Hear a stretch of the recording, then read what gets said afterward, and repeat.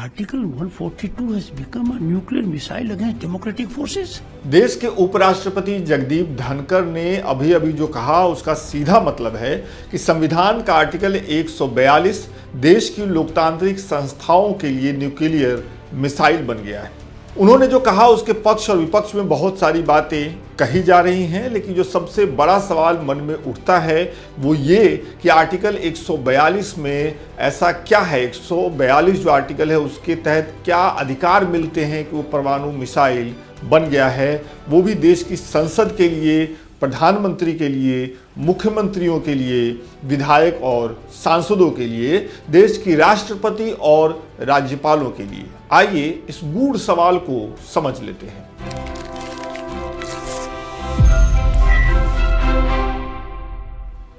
भारत के संविधान का आर्टिकल 142 या अनुच्छेद 142 देश की सबसे बड़ी अदालत सुप्रीम कोर्ट को पूर्ण न्याय करने का अधिकार देता है। इस आर्टिकल से मिले अधिकार के तहत सुप्रीम कोर्ट किसी भी मामले में पूर्ण न्याय दिलाने के लिए आदेश पारित कर सकती है, निर्देश दे सकती है और ये आदेश या निर्देश पूरे देश पर लागू होगा।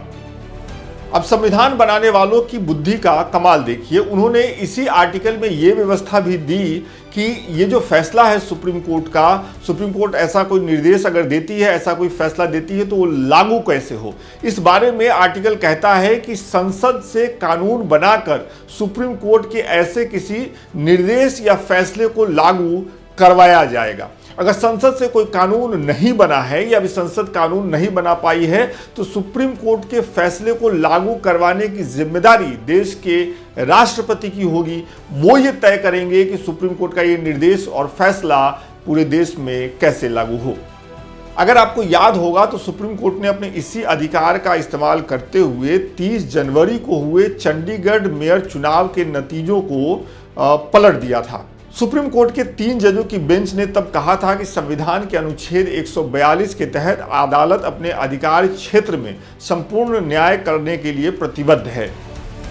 अदालत को यह भी तय करना होता है कि लोकतंत्र की प्रक्रिया में किसी तरह का फर्जीवाड़ा न हुआ हो, किसी तरह की धांधली नहीं हुई हो और इस वजह से कोई बाधा उत्पन्न नहीं हुई हो। अब संविधान के इसी आर्टिकल को देश के उपराष्ट्रपति जगदीप धनखड़ परमाणु मिसाइल बता रहे हैं। उन्होंने ये बात 17 अप्रैल को दिल्ली के वाइस प्रेसिडेंट एनक्लेव में राज्यसभा के ट्रेनी अधिकारियों को संबोधित करते हुए ये बात कही। आपको उपराष्ट्रपति की पूरी बात सुनाते हैं जिसमें वो लोकतांत्रिक तरीके से चुनी गई सरकारों की ताकत और न्यायिक व्यवस्था और न्यायपालिका की सीमा बता रहे हैं, अपने तरीके से उसकी अपने तरीके से व्याख्या कर रहे हैं। I am not here to join issue. I am proud of Bharat that is rising as never before. The rise is unstoppable. I am proud of the ecosystem in the country, hope and possibility, buoyant economy, infrastructure, unbelievable, global reputation of the Prime Minister. Never heard Indian Prime Minister will be a global leader of that level. India is respected all over. We therefore have to be extra cautious that these forces that are active, you have to analyze them. I do not wish to take on an individual. I have respect for all. But then we have to be analytical mind, discerning mind. We cannot have situation where you direct President of India. And on what basis? The only right you have under the Constitution is to interpret the Constitution under Article 145(3). There it has to be 5 judges or more, boys and girls. When Article 145(3) was there, the number of judges in the Supreme Court was 8. 5 out of 8. Now 5 out of 30 and odd. But forget about it. The judges who issued a mandamus virtually to the president and presented a scenario it will be law of the land have forgotten the power of the Constitution. How can that combination of judges deal with something under Article 145(3) is preserved? It was then for 5 out of 8. We need to make amends in that also now. 5 out of 8 would mean interpretation will be by majority. Well, 5 constitutes more than majority in 8. But leave that aside. Article 142. Article 142 has become a nuclear missile against democratic forces. Available to judiciary 24/7.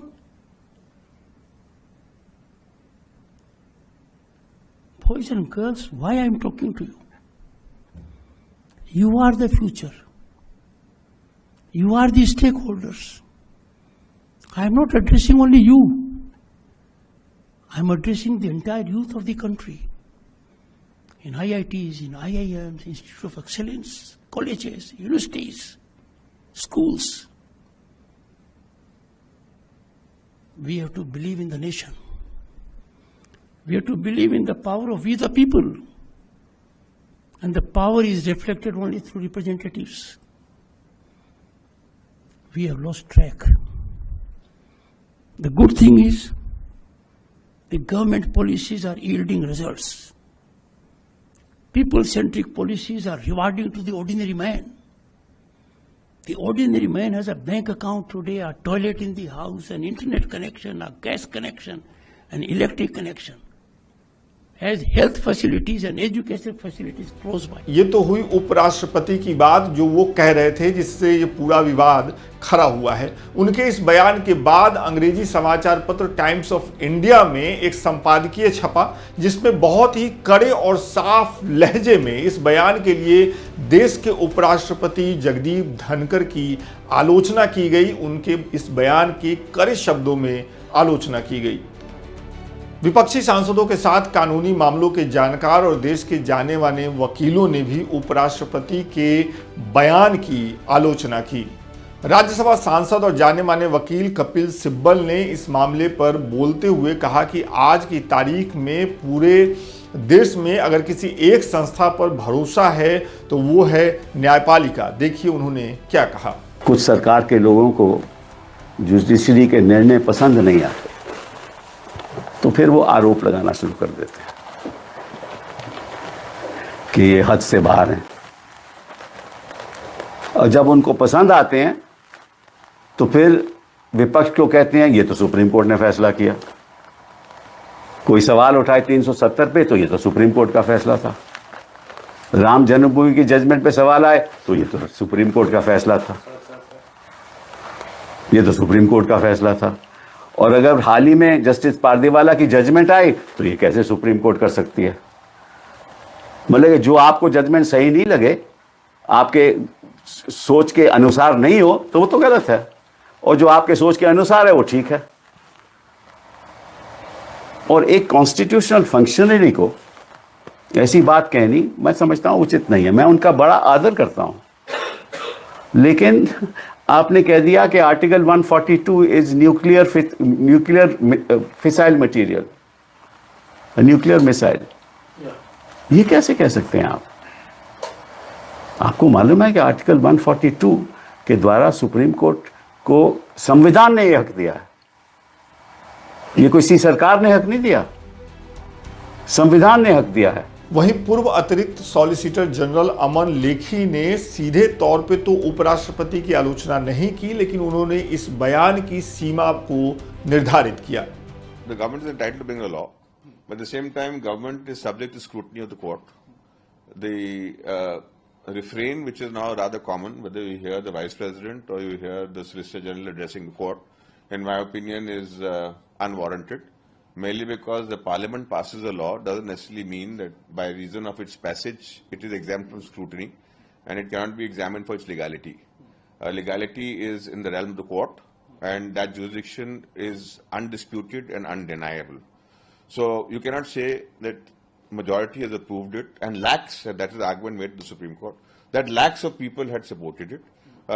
That doesn't behove the government. When a government is represented in court, it will be better that it makes arguments which are legally correct and then make a case which is convincing. अब आपको बताते हैं कि उपराष्ट्रपति ने जो ये बयान दिया जिससे ये पूरा बवाल खड़ा हुआ, उसका आधार क्या था, क्यों उन्होंने ये बयान दिया।